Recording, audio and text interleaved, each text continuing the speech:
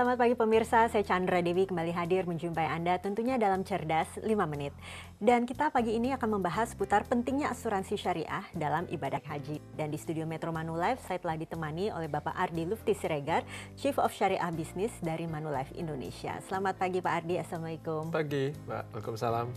Langsung saja Pak Ardi, ini kan makin banyak ya masyarakat di Indonesia menunaikan ibadah haji ke Tanah Suci. Nah kiranya berapa besar komitmen dari industri asuransi, terutama asuransi syariah tentunya, untuk menyediakan perlindungan bagi para peserta atau calon ibadah haji? Ya.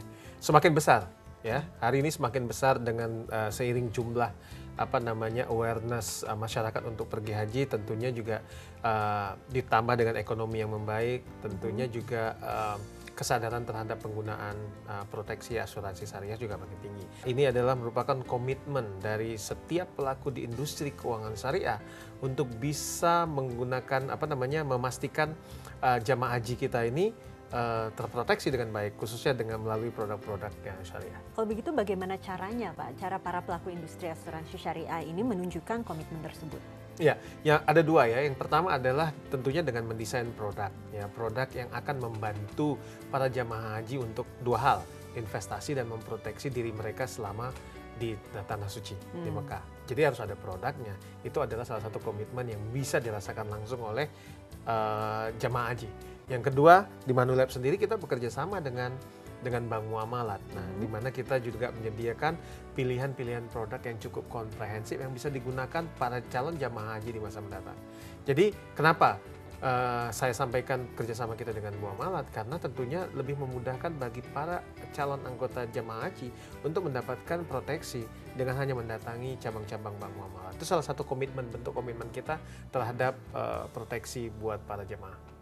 Berbicara mengenai proteksi, sebetulnya kenapa sih perlindungan jemaah haji ini penting Pak? Ya penting sekali Mbak, memang semua kan happy ya kalau udah nyampe di Tanah Suci tuh happy ya, tapi juga kita perlu lihat bahwa ada tanggung jawab kita juga yang kita tinggalkan di tanah air ya. Baik itu jika sesuatu terjadi dengan kita, mudah-mudahan tidak terjadi apa-apa, tapi kan kita tidak pernah tahu. Jadi proteksi itulah yang perlu kita jaga sebenarnya. Jadi kalau sesuatu terjadi, kesehatan kita ataupun ya misalnya ada kecelakaan atau apapun, orang yang ditinggalkan, tanggung jawab kita yang ditinggalkan di tanah air juga lebih punya persiapan untuk menghadapi itu dari sisi finansial. Oke, kalau gitu kapan saat yang terbaik untuk calon peserta haji tentunya untuk bisa mendapatkan perlindungan lebih? Ada dua waktu yang tepat. Kemarin, kalau belum kemarin, hari ini.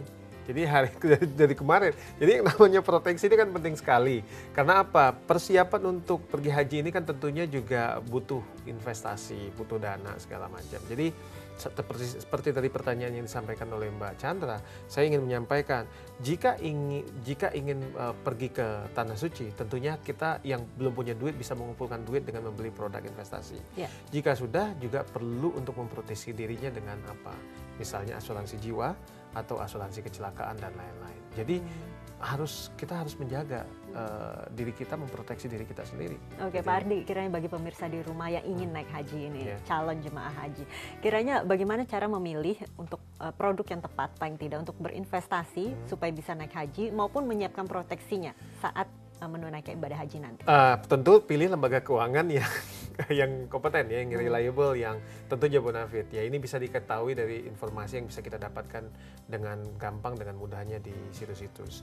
Pilih investasi yang memang juga sudah terdaftar di regulator. Ya misalnya kalau mau memberi surat berharga bisa cek di daftar efek syariah misalnya, dan itu informasinya gampang, online Anda bisa menemukan itu. Kemudian yang ketiga, pastikan bahwa tata kelola di dalam organisasi ini juga sudah sesuai dengan aturan yang berlaku. Salah satu contohnya, apakah lembaga keuangan ini memiliki Dewan Pengawas Syariah.